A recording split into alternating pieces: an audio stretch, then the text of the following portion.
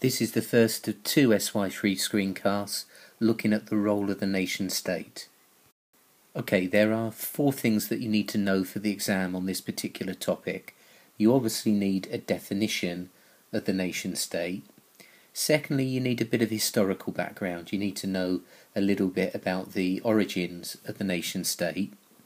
And then also you need to be able to look at the state in the contemporary world and discuss the changing role of the nation state.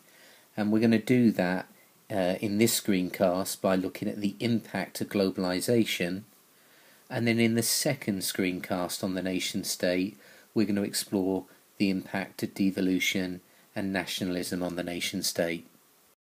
So what are nation states? Well, nation states are essentially countries that have their own central government. So nation states are political and legal entities, and they operate within specific geographical boundaries.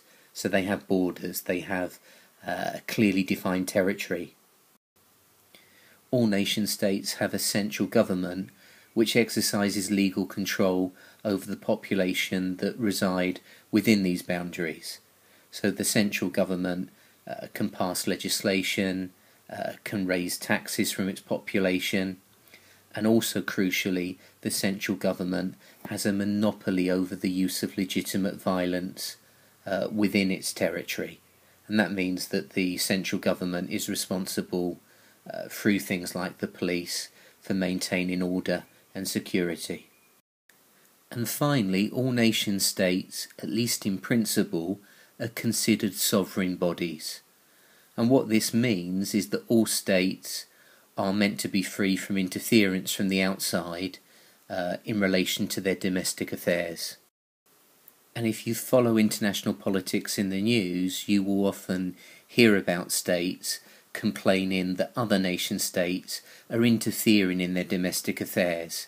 And this is treated seriously because they consider that to be a violation of their sovereignty. And a world of nation states is probably something that most of us take for granted, because the entire surface of this planet, with the single exception of Antarctica, is now divided for purposes of government into territories that we know as nation states. However, the development of nation states historically is a relatively recent development. If we go back just 200 years ago, there were probably fewer than 20 states with the shape and character that we would now recognise as a nation state. Modern nations and the idea of nationalism were born really in the late 18th century, with many historians seeing them as a product of the 1789 French Revolution. And the guy that you can see here is King Louis XVI, who was the last ever king of France before the French Revolution abolished the monarchy. Prior to the French Revolution, what we now think of as countries were thought of as realms, as principalities or kingdoms, and the inhabitants of these countries were not seen as citizens. They were seen as subjects of a king, and their political identity was formed through an allegiance to a particular ruler or ruling dynasty, rather than this kind of abstract entity of the nation state. However, the revolutionaries who rose up against Louis XVI in France did so not in the name of another ruler, but in the name of the people, and they understood the people to be the French nation. So nationalism in the context of the French Revolution was a revolutionary idea, a revolutionary force of history, reflecting the radical idea that the subjects of the crown should become citizens of a nation, citizens of France.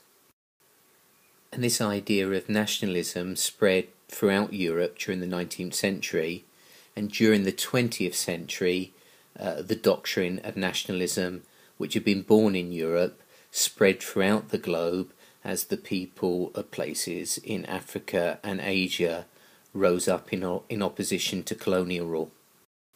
Okay, having briefly looked at the historical development of the nation state, let's now move on to look at some contemporary issues and debates about the changing role of the nation state. I'm going to start with this very famous quote from the American sociologist Daniel Bell, who argued in 1987 that the nation state was becoming too small for some of the big problems of life, and at the same time he also argued that the nation state was becoming too big for some of the smaller problems of life. So he argued that in short that there was a mismatch of scale. And in the rest of this screencast we're going to look at the first part of Daniel Bell's quote, this idea that maybe the nation state has become too small to deal with the big problems of life, and we're going to do that by analysing the impact of globalisation on the nation state. And hopefully you'll remember that globalisation is a term used by sociologists to refer to the growing interconnectedness of individuals, nations and regions of the world. And one of the political consequences of globalisation, many people would argue, is that it seems to pull power away from local communities and nations into the global arena. And the consequence of this, many sociologists would argue, is it begins to undermine the power, the role of the nation state. And the British sociologist Anthony Giddens has famously referred to this as the runaway world. And according to Anthony Giddens, globalisation has created new risks, new global challenges that are often beyond the control of individual nation states. And these risks include things like the spread of weapons of mass destruction, pollution, climate change, terrorism, also problems with the international financial system, as we saw recently with the banking crisis. And Anthony Giddens argues that because these big global issues cannot really be managed by nation states working alone, this leads to nation states having to give up some of their power to international political organisations, and that might include the Bretton Woods institutions, so the IMF, the World Bank, the World Trade Organization, the United Nations, and in our region of the world, the European Union. Other sociologists have argued that globalisation also means more power to transnational corporations, so giant multinational companies, at the expense of nation states. And certainly if you just measure the power of transnational corporations in economic terms, the annual revenues of the world's biggest transnational corporations are often far in excess of the gross domestic product of many medium-sized countries. And the technological changes that we've witnessed in relation to global communications and the internet also pose challenges for the power of the nation state. It's now much more difficult for nation states to regulate the flow of information that their citizens have access to. And we saw this particularly with the use of social media sites such as Facebook and Twitter during the recent Arab uprisings in places like Egypt.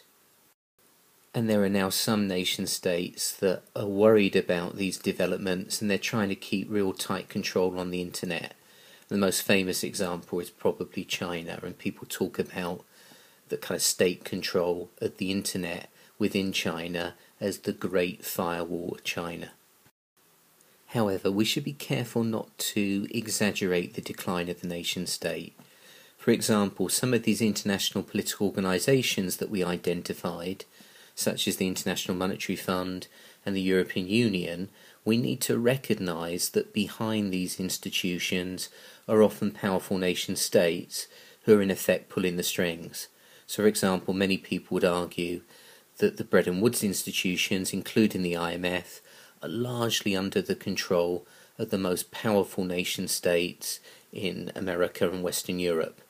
And within the European Union, there are many people who argue that the European Union is really controlled by Germany. So within the EU at the moment, there's real tension between some of the southern states of Europe, such as Greece, that are in real financial difficulty at the moment. There's tension between them and the EU because there's austerity being imposed on these countries, and the perception of many people in these southern countries is this is a policy that's coming from Berlin. Okay, that brings us to the conclusion of this first screencast on the nation state, and in the second screencast we're going to explore issues to do with devolution, recent forms of nationalism, and the impact that they have on the nation state.